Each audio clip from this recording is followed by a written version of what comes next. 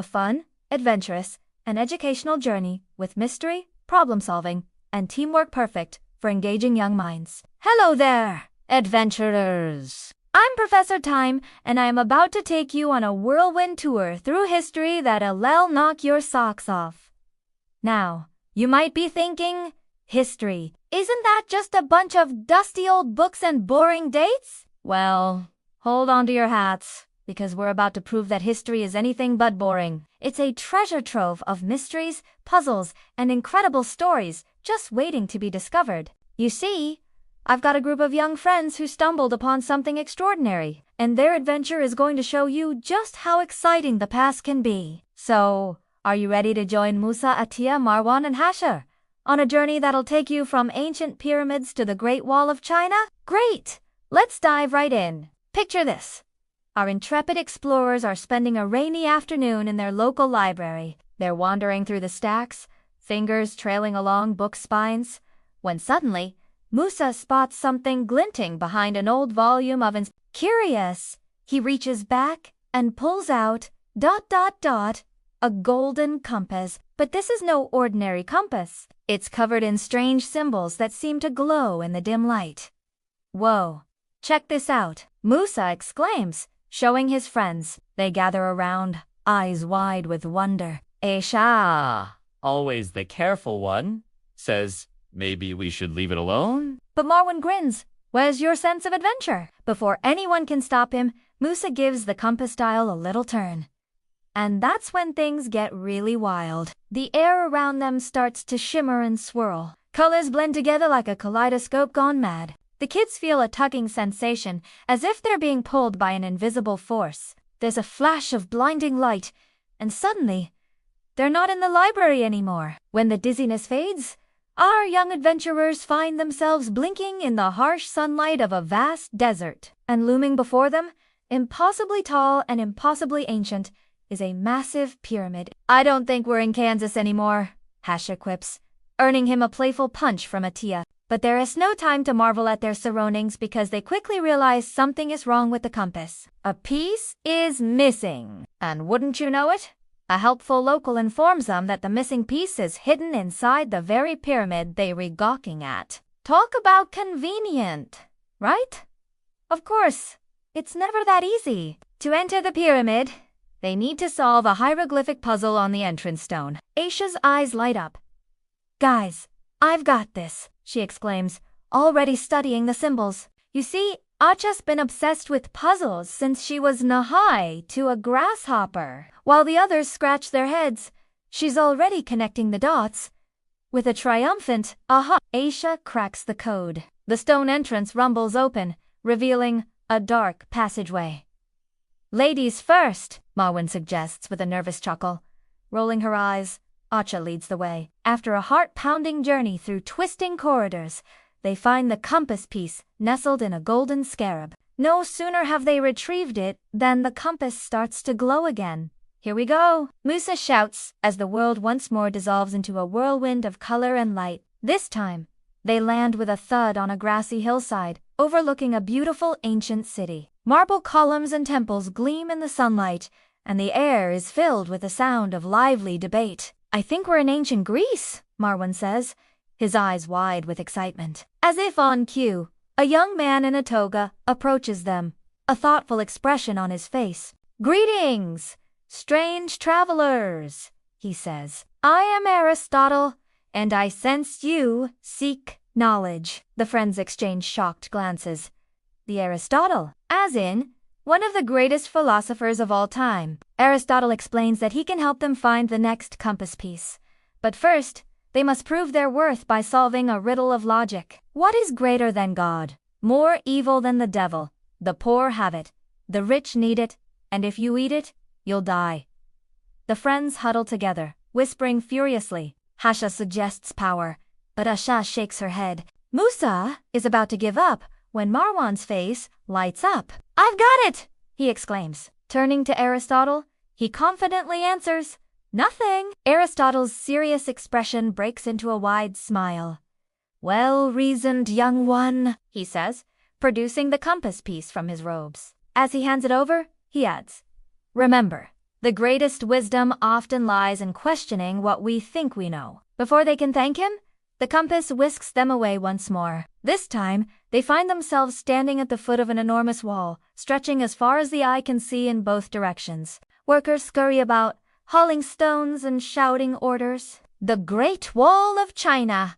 Hashir breathes in awe. A harried-looking foreman spots them and rushes over. "Thank the heavens you're here," he exclaims. "We're facing a crisis, and we need help from fresh minds." He explains that they're having trouble calculating the correct measurements for the next section of the wall. If they get it wrong, the whole structure could be compromised. Hashir's eyes light up. This is his moment to shine. While the others look on in confusion, he starts scribbling calculations in the dirt. "It's all about ratios and proportions," he mutters, lost in a world of numbers. Just as the foreman is about to lose patience, Hashir jumps up with a shout of triumph.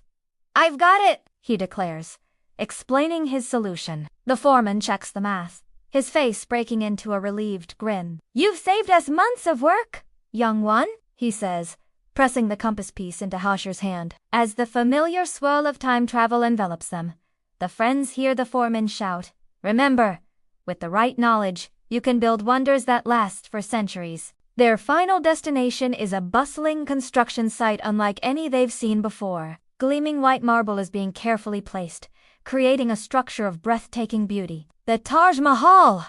Musa gasps, recognizing it from his history books. But there's no time to admire the view. A shifty-looking man in expensive robes is eyeing their compass with obvious greed. "Ah, young travelers," he says smoothly, "I am the royal advisor. Surely you'll let me examine that fascinating device." Aysha clutches the compass tightly, sensing something's not right. "I don't think so," she says firmly. The man's friendly demeanor vanishes in an instant.